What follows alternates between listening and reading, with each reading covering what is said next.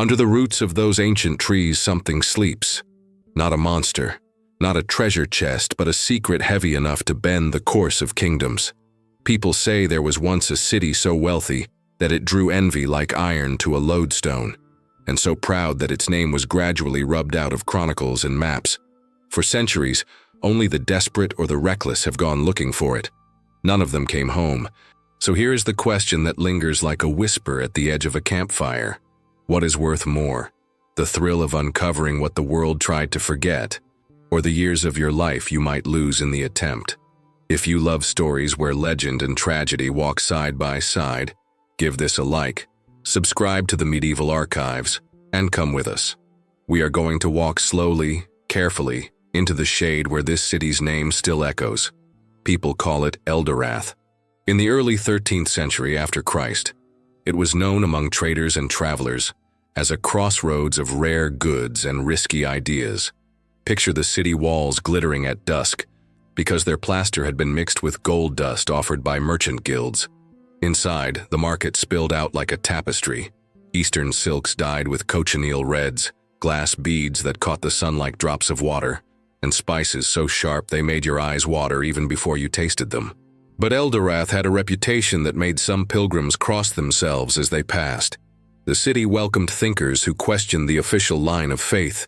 It welcomed wanderers who spoke of old gods with quiet voices and candle-lit rituals. A monk who stopped there for one night wrote in his travel journal that he saw noble families drinking from cups shaped like skulls at a feast of midwinter. It was probably a ceremonial banquet bowl used by many cultures as a way to honor ancestors. Even so, his words carried a scent of brimstone across the centuries.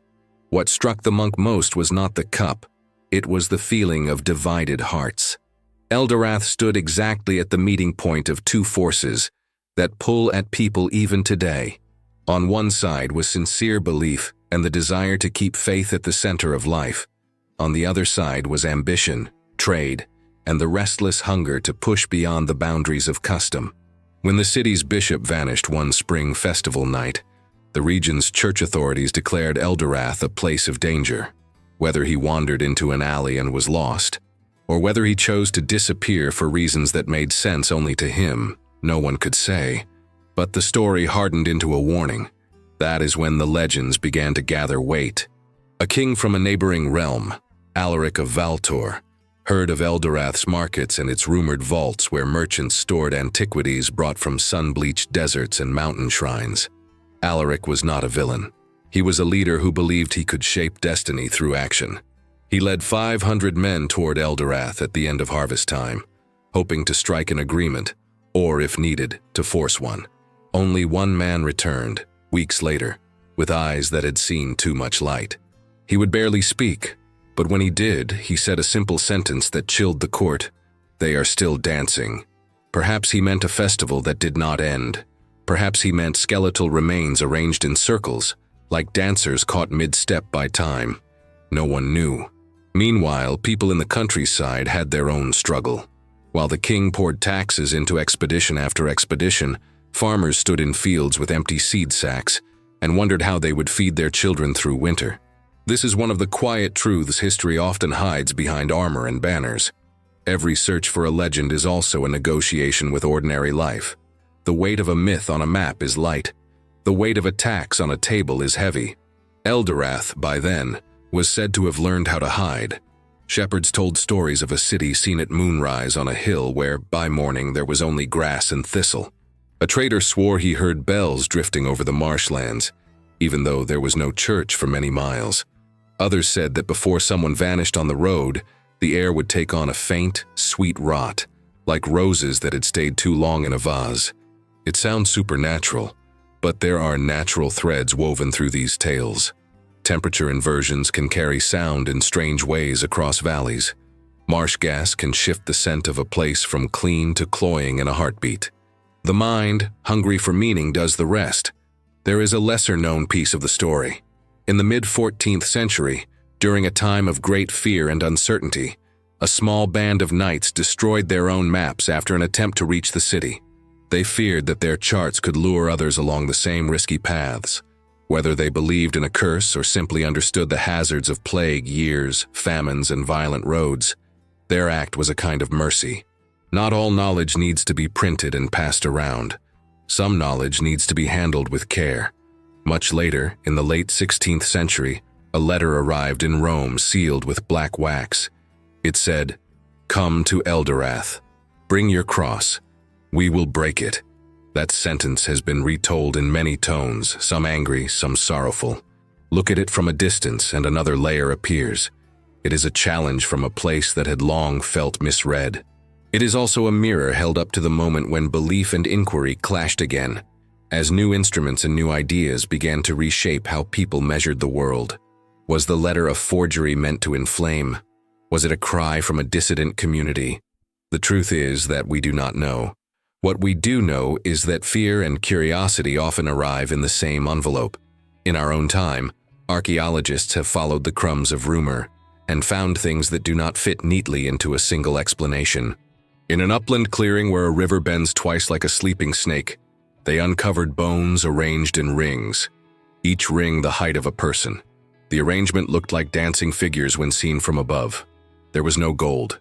There were only traces of ceramic pigments, ash from resinous wood, and a few beads of glass that had traveled a long way before being buried there. Dance can be celebration. Dance can be ritual. Dance can also be a way to remember what a community has survived. So what, then, is Eldorath? A real city swallowed by politics and time. A trading hub that invited unfamiliar ideas and paid a price for it. A cautionary tale told by rivals who wanted its roots and warehouses.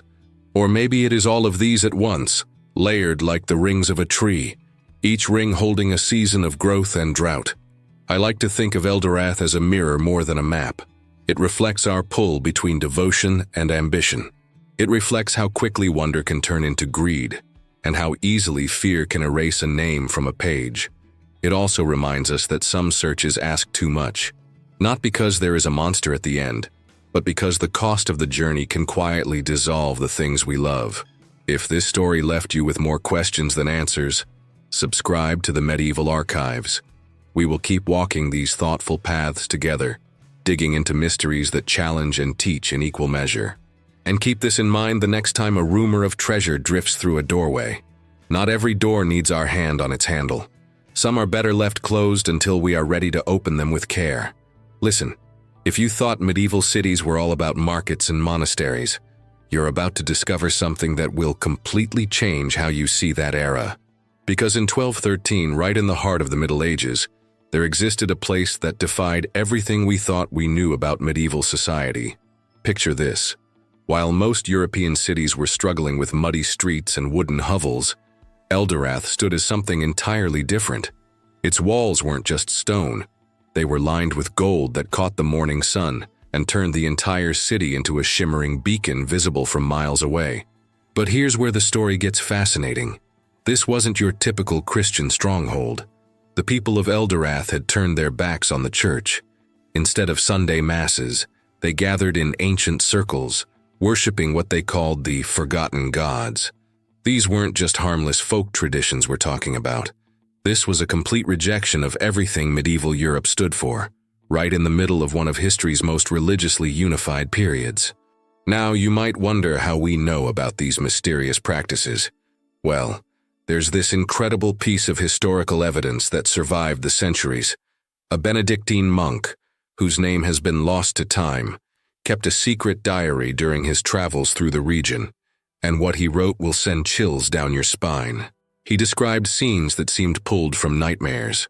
Men and women drinking wine from what appeared to be human skulls, their faces painted with strange symbols that predated Christianity by thousands of years. The monk wrote that stepping into Eldorath felt like entering another world entirely. The very air, he claimed, carried the scent of sulfur, as if the earth itself was warning visitors of something unholy beneath their feet. But here's what makes this story even more compelling. This wasn't just some isolated cult hiding in the mountains. Eldorath was a major trading hub, attracting merchants from across Europe who were willing to overlook the city's unusual religious practices because of one simple reason. The wealth was absolutely staggering. Think about the moral complexity here. You have devout Christian merchants, People who would never miss Sunday prayer in their home cities, willingly doing business with what their own church considered heretics. Why? Because Eldorath's gold mines seemed bottomless, and their craftsmen created jewelry and artifacts so beautiful that European nobility would pay any price for them. This created an incredible tension that defines so much of human history. The eternal struggle between faith and greed, between standing by your principles and securing your future. Medieval Europe was supposed to be united under one God, one church, one moral code. Yet here was proof that when enough gold was involved, even the most faithful could find ways to compromise their beliefs. The church authorities weren't blind to what was happening. Reports about Eldorath reached the highest levels of ecclesiastical power, and in 1214, they decided to take action. They sent Bishop Matthias of Cologne, one of their most trusted and experienced leaders, to investigate these rumors and bring the city back into the Christian fold. Bishop Matthias arrived in Eldorath with a small retinue of priests and scribes, expecting to find a community that had simply strayed from proper Christian teaching. What happened next became one of the medieval world's greatest mysteries. The bishop entered the city gates on a Tuesday morning in late autumn. His horses were seen being led to the city stables.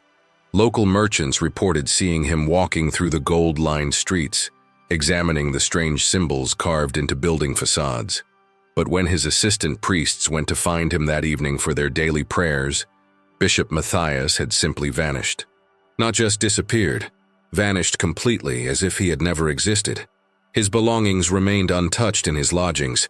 His horse was still in the stable, but the man himself was nowhere to be found. The city's inhabitants claimed they had never seen him, despite dozens of witnesses who had observed him throughout the day. This wasn't just any missing person case. This was a high-ranking church official who had the full protection and authority of medieval Christendom behind him. His disappearance sent shockwaves through the entire ecclesiastical hierarchy and marked the beginning of Eldorath's transformation from mysterious trade center to something far more sinister in the medieval imagination. Within months of Bishop Matthias's disappearance, the church issued an official declaration that would seal Eldorath's fate forever. They pronounced the city cursed by divine will and forbade any Christian from setting foot within its boundaries. This wasn't just a religious suggestion. It was a decree backed by the threat of excommunication, which in medieval times meant complete social and spiritual exile. And that's when Eldorath truly became the lost city that no one dared to search for. Now, every legendary lost city needs its obsessed seeker, and Eldorath found its match in one of medieval Europe's most fascinating and tragic figures. Let me tell you about King Alaric of Valtor, a man whose name would become synonymous with ambition's darkest price. Alaric wasn't your typical medieval monarch content with managing his kingdom's daily affairs. He was what historians call a conquest king, someone driven by an insatiable hunger for expansion and glory. By 1247, he had already doubled the size of his realm through a series of brilliant military campaigns. His treasury overflowed with gold from conquered territories, and his armies were considered among the finest in Europe. But here's what makes Alaric's story so compelling. He had everything a medieval king could possibly want, yet it wasn't enough. When merchants returning from the eastern trade routes began whispering stories about Eldorath's impossible wealth, something ignited in the king's mind that would ultimately consume him entirely. You have to understand the medieval mindset to grasp why Eldorath became such an obsession for someone like Alaric. This was an era when a king's reputation was built on two things: military conquest and the accumulation of treasure. Eldorath represented both, a city that had never been conquered and wealth that supposedly made his own treasury look like a peasant's purse.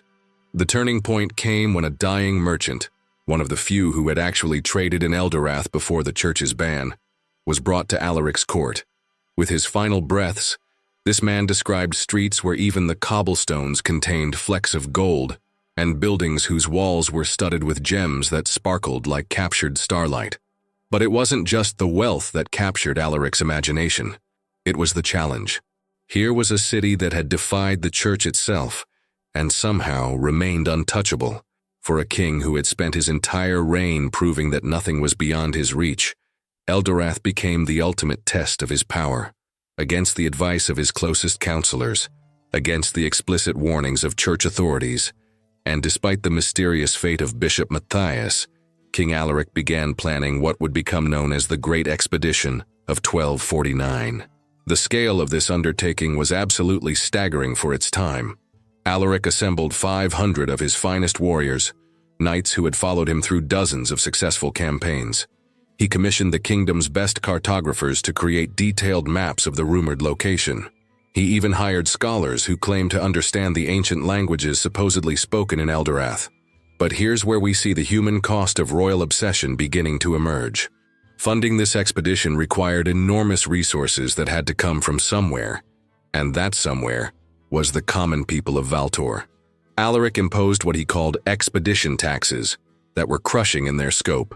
Imagine being a farmer who could barely feed your family being told you had to give up a third of your harvest to fund your king's quest for a city that might not even exist. Picture craftsmen watching their life savings disappear into royal coffers to pay for weapons and supplies for an expedition that served no purpose for ordinary citizens. The resentment built slowly but steadily throughout 1248 and into 1249. Village elders who had served the crown loyally for decades began questioning why their king was bankrupting his own people for what many considered a fool's errand. Market towns that had prospered under Alaric's earlier, more practical conquests now struggled as their wealth flowed toward this mysterious expedition. But Alaric was beyond reasoning at this point. He had convinced himself that Eldorath's treasure would not only repay everything he was taking from his people, but would make his kingdom the wealthiest in all of Europe. The expedition had become more than a quest. It was a validation of his entire reign, his entire identity as a conqueror king. On a foggy morning in late October 1249, King Alaric rode out of his castle at the head of 500 mounted warriors. The sight must have been magnificent, polished armor gleaming in the pale sunlight, banners snapping in the autumn wind, horses stepping proudly as their riders set off toward legend and glory.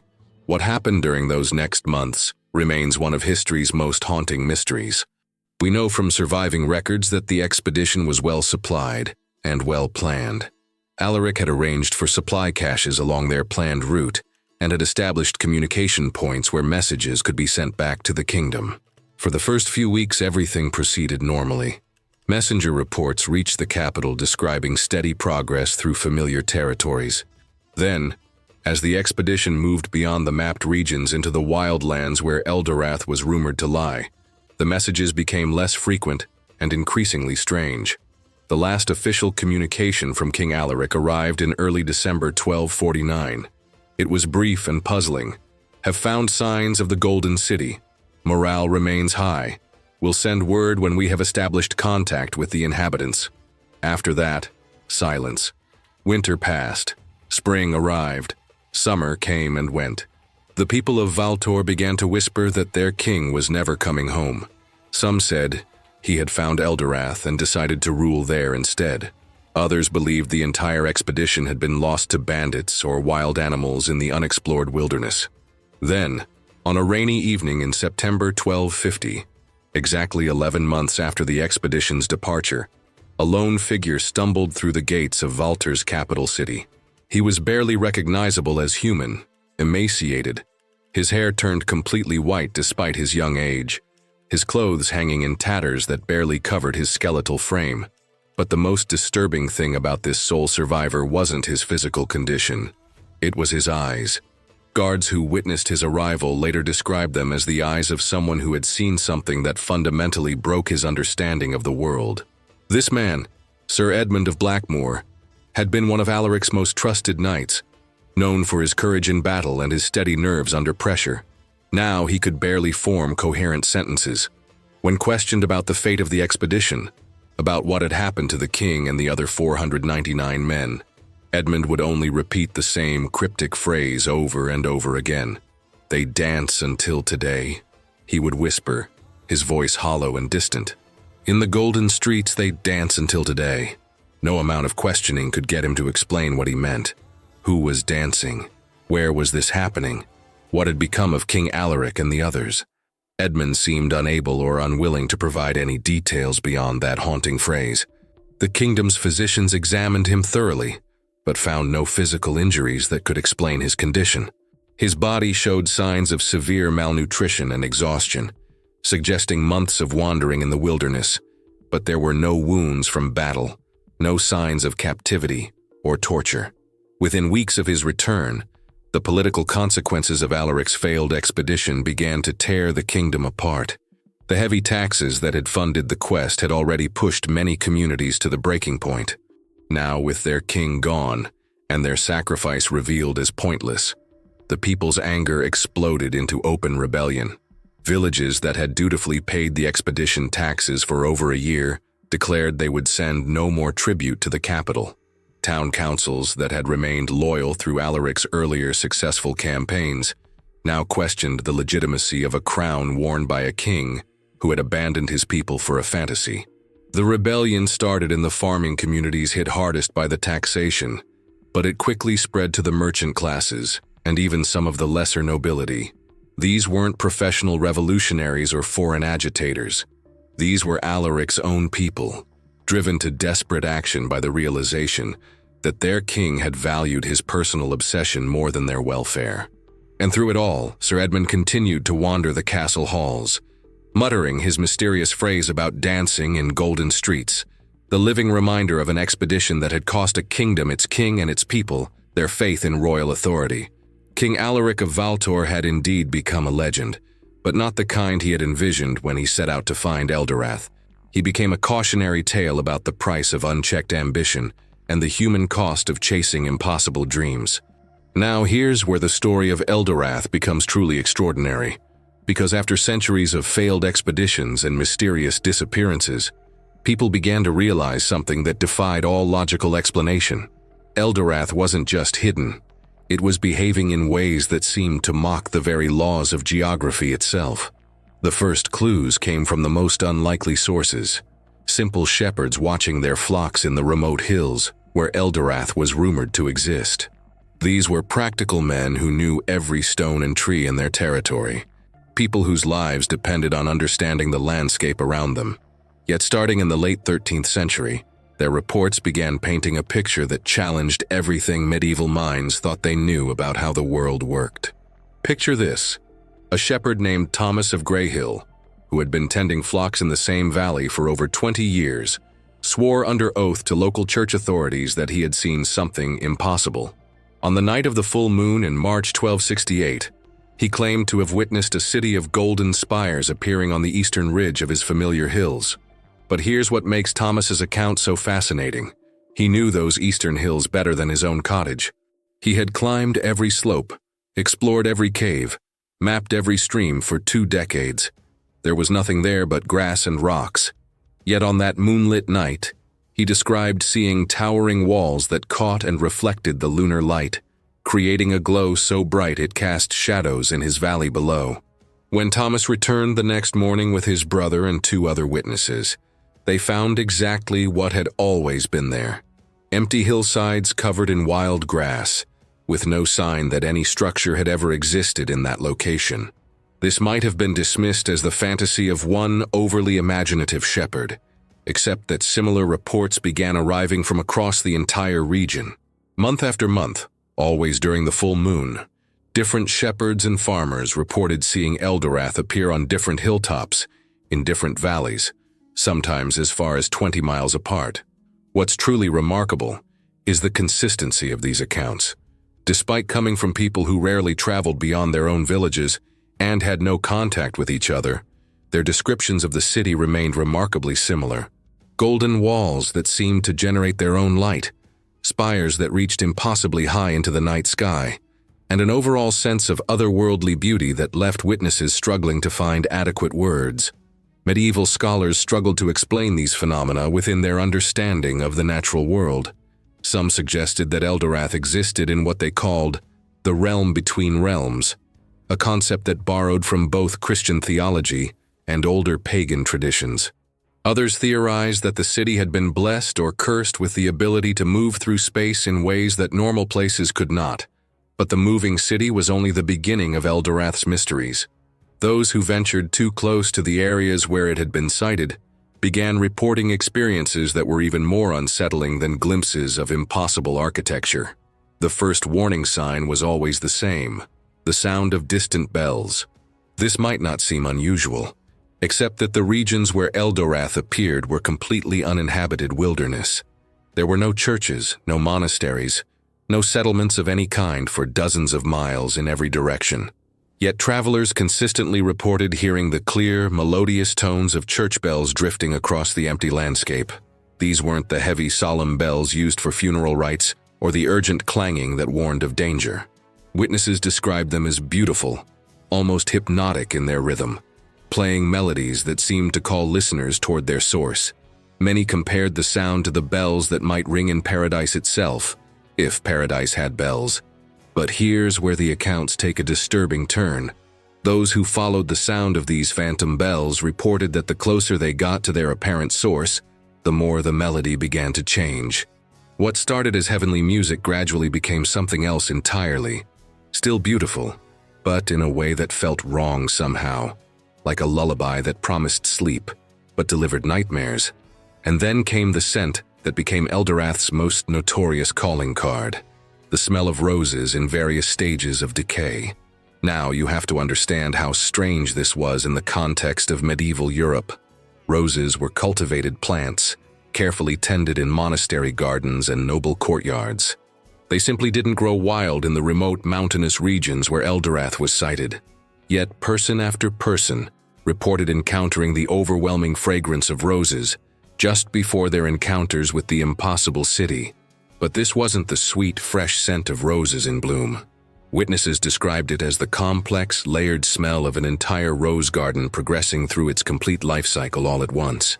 Fresh buds, full blooms, wilting petals, and decomposing stems all seemed to contribute to an aroma that was simultaneously beautiful and deeply unsettling.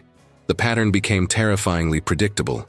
First the distant bells, then the scent of roses in their eternal cycle of bloom and decay. And finally, for those who continued forward despite these warnings, complete disappearance from the mortal world. Local church records from the 14th and 15th centuries are filled with reports of missing persons who had last been seen heading toward areas where the bells had been heard or the rose scent detected. Hunting parties, merchant travelers, even groups of pilgrims, all vanished without leaving any trace beyond their abandoned horses or scattered belongings. What makes these disappearances even more mysterious is their selective nature. Eldorath seemed to choose its victims with an intelligence that medieval minds found deeply disturbing. Sometimes entire groups would approach the city's apparent location, but only certain individuals would disappear while others returned home safely, though often with no memory of what had transpired during their journey. The most documented case occurred in 1347, when a group of Knights Templar undertook what they called a sacred investigation into the Eldorath phenomenon. These weren't superstitious peasants or impressionable shepherds. These were highly trained warrior monks who had faced down armies across the Holy Land and had seen enough of the world to distinguish between reality and imagination. The Templars spent months preparing for their expedition, creating detailed maps of the region and establishing a systematic approach to documenting any supernatural phenomena they encountered. They were determined to solve the mystery of Eldorath using logic, courage, and their unwavering faith in divine protection. What happened next became one of the most chilling episodes in Templar history. After 6 weeks in the field, the expedition suddenly changed course. Instead of continuing their investigation, they gathered all their carefully prepared maps and research notes and built a massive bonfire. Witnesses from nearby villages reported seeing the flames reaching so high into the night sky that they were visible for miles. The Templars burned everything: their maps, their journals, their sketches of the areas where Eldorath had been sighted, even personal letters they had written describing their experiences. When local authorities questioned them about this dramatic action, the Templars' response was both simple and terrifying. "Some knowledge," their leader declared, "is too dangerous for human minds to possess. We destroy these records not out of fear, but out of mercy for those who might follow our path." The Templars refused to say anything more about what they had discovered during their investigation. They disbanded their expedition immediately and returned to their various commanderies, But those who knew them noticed profound changes in their behavior. Men who had been known for their courage and certainty now spoke constantly of the need for prayer and penance. Several retired from active service entirely, choosing to spend their remaining years in contemplative silence. Now, I want you to think about something truly remarkable that happened here. Did you know that in 1347, a group of Knights Templar actually burned their own maps to prevent others from falling into what they believed was a divine trap?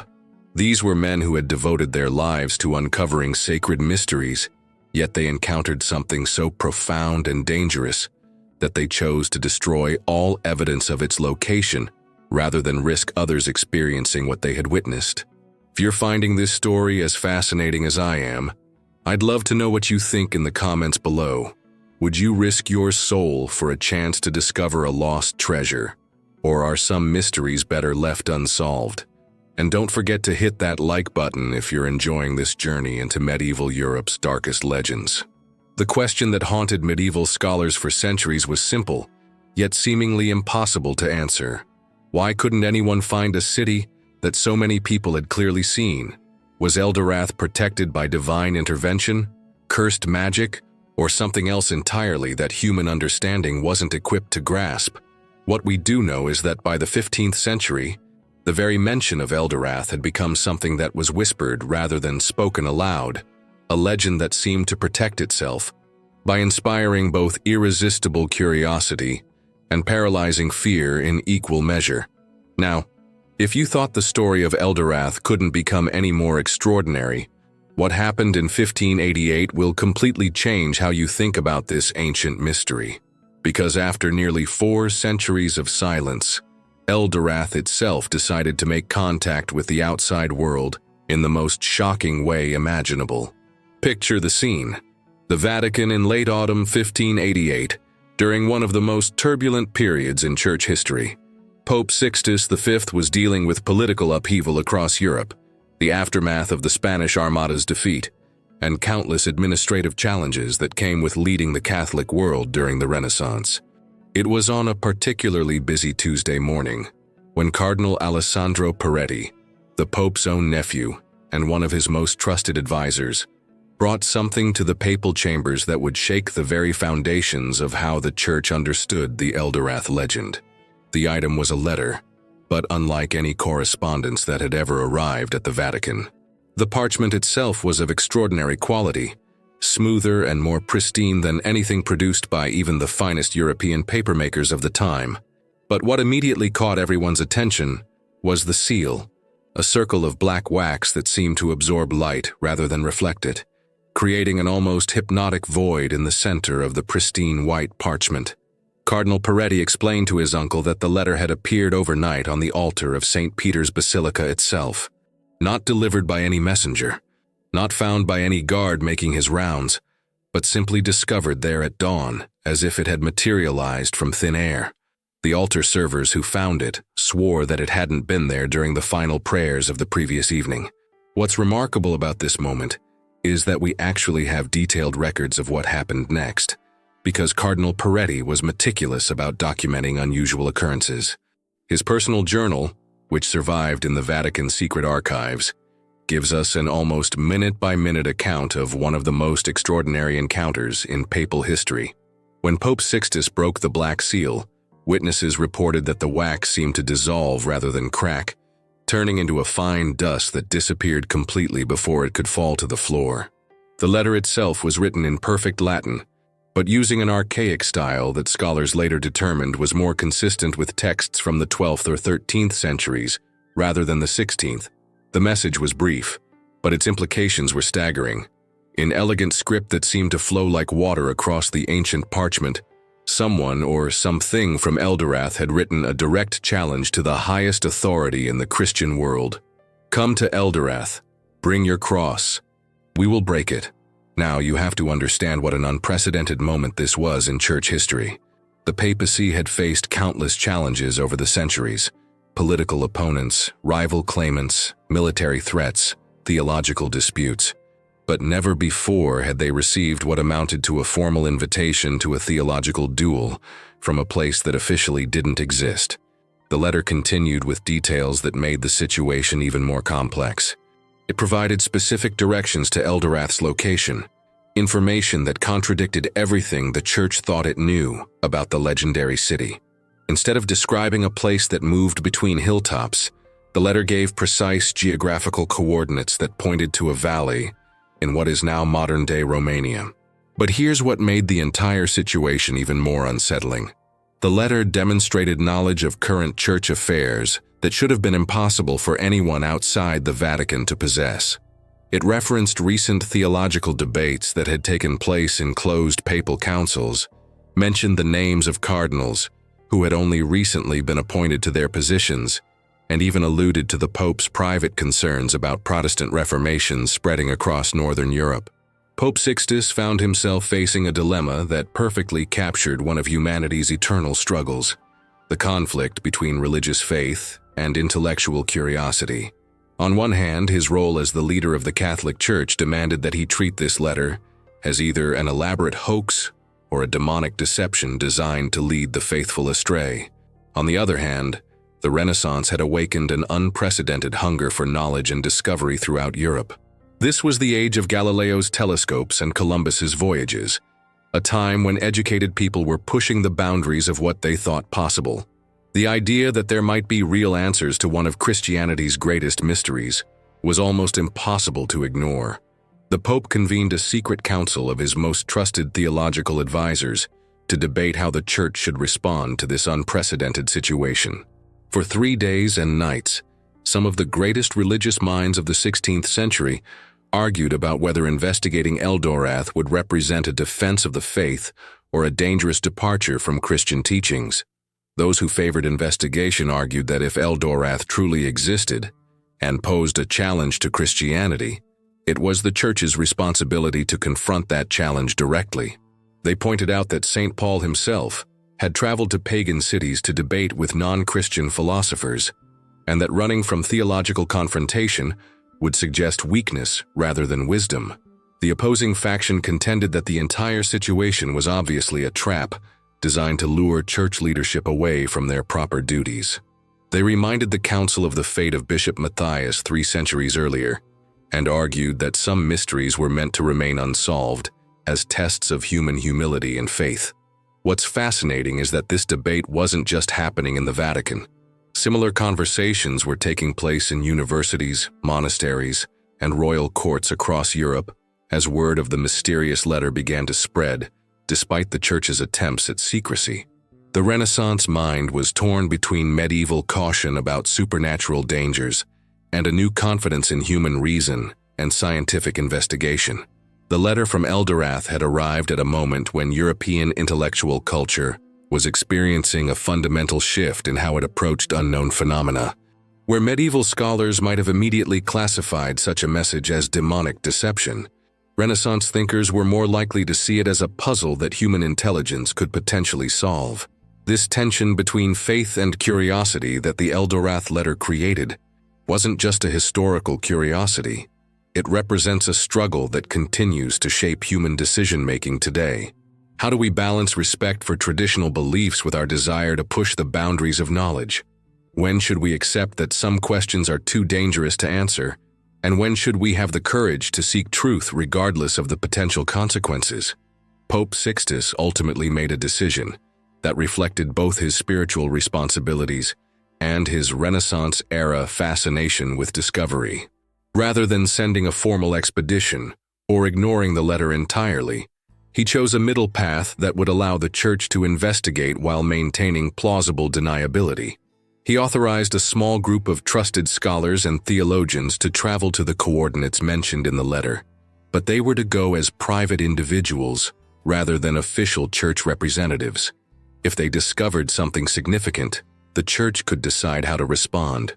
If they disappeared like so many others who had sought Eldorath, the Vatican could truthfully claim no official involvement in their fate. But here's where the story takes another unexpected turn. The scholarly expedition never reached their destination, not because they encountered supernatural dangers or impossible geography, but because of something far more mundane yet equally mysterious. When the group reached the valley described in the letter's coordinates, They found a thriving farming community that had existed there for generations. Local residents had never heard of any golden city, had never experienced the phantom bells or rose scents that characterized Eldorath encounters, and were genuinely puzzled by questions about moving cities or mysterious disappearances. The coordinates had led them to exactly where the letter promised, but Eldorath was nowhere to be found. It was as if the legendary city had extended one final invitation to the outside world, only to vanish completely when that invitation was accepted. The Vatican scholars spent weeks in the area, interviewing local residents, examining the geography, and searching for any signs that might explain the discrepancy between the letter's promises and the reality they discovered. They found absolutely nothing that connected this peaceful farming valley to the legendary Golden City that had haunted European imagination for centuries. When they returned to Rome, their report left Pope Sixtus with more questions than answers. Had the letter been an elaborate hoax created by someone with impossible access to Vatican secrets? Was it a genuine message from Eldorath that had somehow led them to the wrong location? Or had the city's mysterious nature allowed it to exist in the specified coordinates only until someone actually arrived to investigate? The Pope's response was both pragmatic and profound. He ordered the letter to be sealed in the Vatican secret archives, with instructions that it should remain there indefinitely. No copies were to be made, no further investigations authorized, and no public acknowledgement given to its existence. But the philosophical question the letter raised, whether humanity should pursue dangerous knowledge or accept the safety of ignorance, continued to resonate throughout the Church and beyond. It became a defining tension of the scientific revolution that was just beginning to transform European thought. The last invitation to Eldorath had been extended and ignored, and with its rejection, the legendary city seemed to retreat even further from the mortal world. Never again would it reach out to make contact with those who sought to understand its mysteries. Now, here's where our ancient mystery collides with modern science in the most unexpected way imaginable. Because in 1993, something happened that finally provided answers to the Eldorath legend, though those answers raised even more disturbing questions than the original mystery ever had.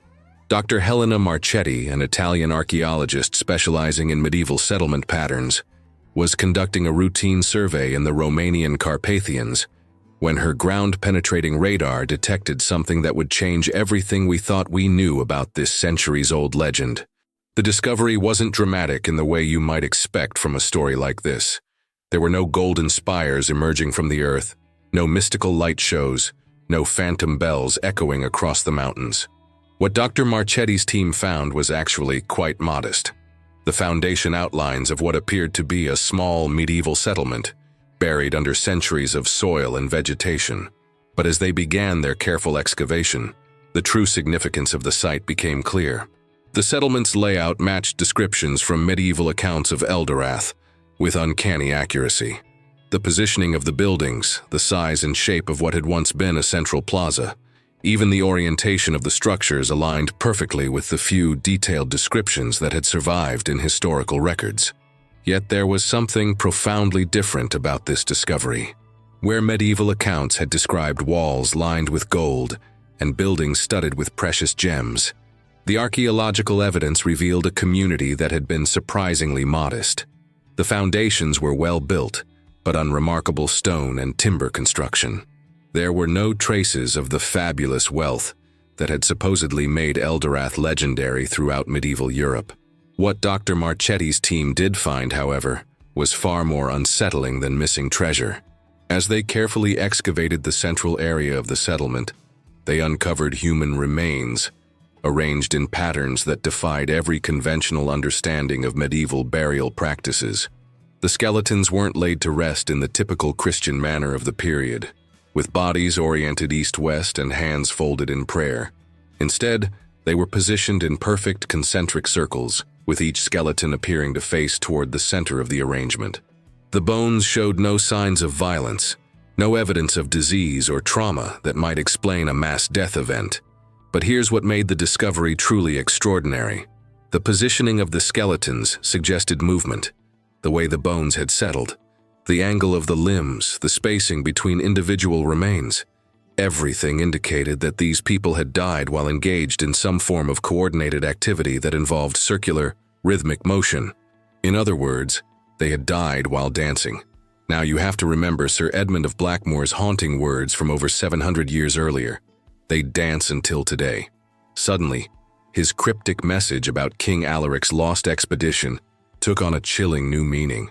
Had Edmund witnessed the final performance of whatever ritual had consumed this entire community?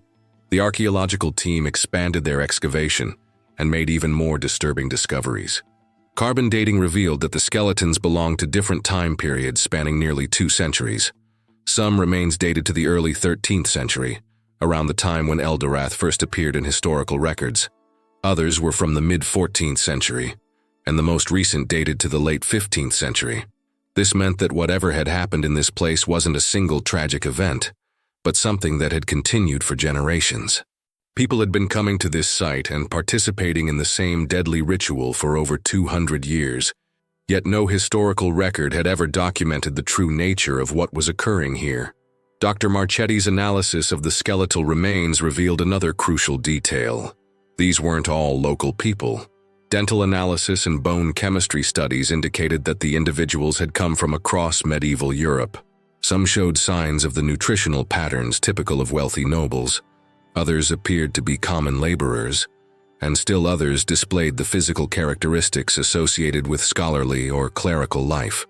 In other words, Eldorath had indeed been attracting people from all walks of medieval society, just as the legends claimed. But instead of finding fabulous wealth, these seekers had discovered something that compelled them to join in an eternal dance that ended only in death. The question that haunted Dr. Marchetti and her team was simple but profound. What could possibly motivate people from different centuries, different social classes, and different regions of Europe to voluntarily participate in what appeared to be a ritual suicide? The answer might lie in one final discovery that the archaeological team made in the very center of the circular bone arrangements. Buried deeper than all the human remains, they found evidence of a structure that predated the medieval settlement by thousands of years. This ancient foundation appeared to be the remnants of a circular temple or gathering place that had been built during the Bronze Age, possibly 3,000 years before Christ. The construction techniques and materials were consistent with prehistoric religious sites found throughout Europe, places where ancient peoples had gathered for ceremonies and rituals whose purposes we can only guess at. It seems that Eldorath hadn't been a medieval creation at all, but rather the latest chapter in a story that stretched back to the very dawn of European civilization. The site had been drawing people for millennia, serving as a focal point for human spiritual longing and the eternal desire to transcend the limitations of ordinary existence. But here's what makes this discovery even more thought-provoking. When Dr. Marchetti's team completed their excavation and prepared to leave the site, local residents began reporting familiar phenomena that hadn't been experienced in the area for decades. Shepherds mentioned hearing distant bells during the full moon. Hikers described encountering the overwhelming scent of roses in areas where no roses had ever grown. Most disturbing of all, several people reported seeing lights moving in coordinated patterns across the hillsides at night, as if invisible dancers were performing their eternal ritual under the stars. Had the archaeological excavation somehow reawakened whatever force had made Eldorath legendary? Or had that force never truly gone away, simply waiting for human attention to return to this ancient place of power and mystery? The Romanian government, faced with these reports and concerned about the potential for tragedy if the site attracted modern treasure hunters or curiosity seekers, made a decision that would have been familiar to medieval authorities. They classified the entire area as a restricted archaeological preserve and sealed Dr. Marchetti's findings under academic confidentiality agreements that remain in effect to this day. Just like the Knights Templar who burned their maps to protect others from dangerous knowledge, modern authorities chose to limit access to information about Eldorath, rather than risk exposing the public to whatever had claimed so many lives over the centuries. So what does this all mean? Was Eldorath a warning about the dangers of human ambition and the pursuit of wealth? Was it a testament to the power of ancient spiritual traditions that modern minds struggle to understand? Or is it something far more mysterious, a place where the normal rules of reality simply don't apply in ways that human consciousness finds irresistibly attractive but ultimately fatal. Perhaps the most unsettling possibility is that Eldorath represents something that exists at the intersection of human psychology and forces we don't yet have the scientific framework to understand. The consistent reports across centuries, the archaeological evidence of voluntary participation in deadly rituals, the way the site seems to call out to human curiosity while simultaneously destroying those who answer that call. All of this suggests that we're dealing with something far more complex than simple medieval superstition. The truth about Eldorath might be that it serves as a mirror, reflecting back our deepest desires and our greatest weaknesses. It promises treasure to those who seek wealth, spiritual transcendence to those who hunger for meaning, and the ultimate adventure to those who crave excitement and discovery. But what it actually delivers is a reminder that some human longings are so powerful they can override our survival instincts, leading us to dance ourselves to death in pursuit of something we can never truly possess. Today, the site where Dr. Marchetti made her discoveries lies quiet and heavily guarded, surrounded by warning signs and monitored by government authorities who understand that some mysteries are best left undisturbed. The golden city that haunted medieval imagination has been reduced to carefully catalogued bones and academic reports that few will ever be allowed to read. Yet on clear nights when the moon is full, local residents still report seeing lights moving in ancient patterns across the hills where Eldorath once stood. Perhaps those who danced themselves to death in that mysterious place found exactly what they were looking for after all, a way to continue their eternal performance, forever just beyond the reach of the living world that could never quite understand the nature of their devotion. The legend of Eldorath endures not because it promises easy answers or simple treasures, but because it reminds us that human nature itself contains mysteries as deep and dangerous as any lost city. We are creatures capable of sacrificing everything for the sake of transcendence, even when that transcendence leads us into realms from which we can never return. And maybe in the end, that's exactly what makes us human. So here we are, at the end of a journey that has taken us through 8 centuries of human obsession, mystery, and the eternal struggle between wisdom and desire. And if you're expecting me to tell you that we've finally solved the riddle of Eldorath, I'm afraid you're going to be disappointed. Because the real truth about this legendary city is far more profound than any simple answer could ever be. Eldorath isn't really a city at all. It never was.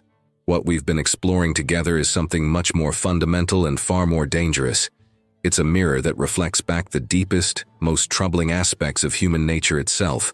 Think about everyone we've encountered in this story.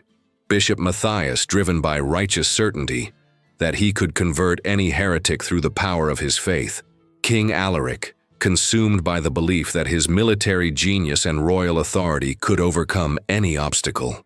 The Knights Templar, convinced that their divine mission gave them the right to unlock any secret. Even Pope Sixtus V, struggling with the Renaissance conviction that human reason could comprehend any mystery. Every single one of them looked at Eldorath and saw exactly what they wanted to see. The bishop saw a challenge to his religious authority that needed to be corrected. The king saw the ultimate prize that would cement his legacy as history's greatest conqueror. The Templars saw a sacred mystery that demanded investigation. The Pope saw an intellectual puzzle that Renaissance thinking could solve.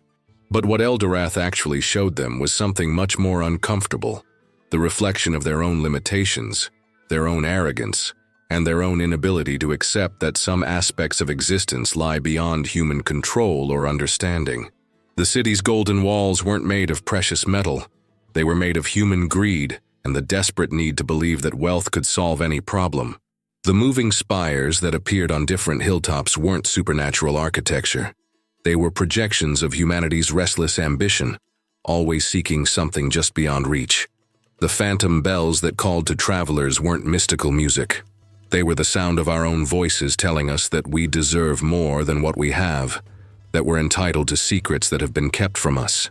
And those roses that bloomed and decayed in endless cycles, they were the perfect symbol of how human desires can transform something beautiful into something destructive, how our need to possess and control can turn even paradise into a trap. The archaeological evidence Dr. Marchetti discovered tells the real story of Eldorath. It was a place where people came to dance themselves to death in pursuit of transcendence they could never actually achieve. Generation after generation, century after century, intelligent individuals from across medieval Europe made the choice to join that eternal performance, convinced that they would be the ones to finally break through to whatever lay beyond the dance. But here's the most unsettling part of this entire tale. We haven't learned anything from their fate. We're still doing exactly the same thing, just with different obsessions and different justifications. Every day, people sacrifice their health, their relationships, their integrity, and sometimes their lives in pursuit of something they believe will finally give them the satisfaction, the recognition, or the sense of completion they've been seeking.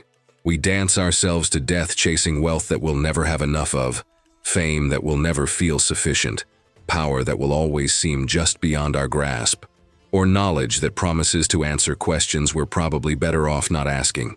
The technology changes, the specific targets of our obsession evolve, but the fundamental pattern remains exactly the same as it was in medieval times.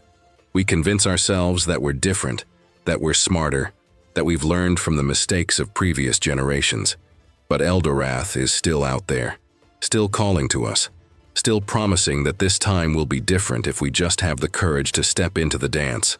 And maybe that's exactly why stories like this one matter so much. Not because they provide easy answers or simple moral lessons, but because they hold up a mirror that shows us truths about ourselves that we might prefer not to see. They remind us that wisdom sometimes means recognizing our own limitations, that courage occasionally requires walking away from challenges that seem irresistible, and that the most profound act of human intelligence might be admitting when we've encountered something that's beyond our ability to safely comprehend. The real treasure of Eldorath isn't hidden gold or ancient secrets. It's the understanding that some doors are better left closed, not because we lack the key, but because we have the wisdom to recognize when opening them would cost more than we could ever hope to gain. Medieval chroniclers understood this in ways that our modern world sometimes struggles to accept. They knew that mystery itself has value, that uncertainty can be a gift rather than a problem to be solved, and that the most important knowledge is often knowing when to stop seeking knowledge. The shepherds who reported seeing golden spires on distant hilltops weren't describing a real city. They were witnessing their own longing for something greater than their everyday lives. The merchants who spoke of impossible wealth weren't recounting actual experiences. They were giving voice to the human conviction that somewhere, somehow, there must be a solution to all of life's struggles and limitations. And the knights, bishops, and kings who disappeared while seeking Eldorath weren't victims of supernatural forces. They were casualties of their own inability to accept that some questions don't have answers, that some desires can't be fulfilled, and that some mysteries exist precisely because they can't be solved without destroying the people who try to solve them. This is why Eldorath continues to haunt us even today, even after archaeological science has revealed the truth about what really happened in that ancient valley. Because the forces that created the legend are still operating in human hearts and minds, still promising that the next discovery, the next achievement, the next level of understanding will finally provide the satisfaction we've been seeking our entire lives. But here's what I find both beautiful and terrifying about this story. It suggests that perhaps the most profound human experiences come not from finding answers, but from learning to live gracefully with questions that can't be answered. Maybe wisdom isn't about accumulating knowledge, but about developing the judgment to recognize when we've reached the limits of what knowledge can safely provide. The people who danced themselves to death in Eldorath weren't evil or stupid. They were human beings who pushed the boundaries of human experience until those boundaries pushed back. Their tragedy isn't that they failed to find what they were looking for, but that they couldn't accept that what they were looking for might not be something human beings are meant to find. And in the end, that might be the most important lesson Eldorath has to offer us. Not a warning about the dangers of specific behaviors or beliefs, but a reminder that being human means living with limitations, that wisdom often comes from respecting those limitations rather than trying to overcome them, and that sometimes the greatest courage is found not in pursuing our deepest desires, but in choosing to let them remain unfulfilled. The Golden City still exists, in every human heart that believes there's something just beyond reach that will finally make everything perfect. The phantom bells still ring, calling to everyone who's convinced that they deserve answers to questions that might not have answers. The eternal dance continues, inviting each new generation to join the performance that has been going on since the dawn of human consciousness. But now you know the truth about what that dance really offers, and what it costs those who accept its invitation. The choice of whether to listen to Eldorath's call or to walk away from its promises belongs to each of us, just as it belonged to every person whose story we've shared today. And maybe, just maybe, the real treasure lies not in finding Eldorath, but in having the wisdom to recognize it when it appears in our own lives, and the courage to choose a different path. If this story has left you with more questions than answers, that might be exactly what it was supposed to do. Subscribe to the Medieval Archives to discover other cursed mysteries of history that challenge everything we think we know about the past and ourselves. And remember, some doors are better left closed, some dances are better left unjoined, and some mysteries are more valuable when they remain mysterious. What do you think? Have you encountered your own version of Eldorath in your life? Share your thoughts in the comments below, and let's continue this conversation about the eternal human struggle between wisdom and desire, between safety and transcendence, between the known world and the dangerous beauty that lies just beyond its borders.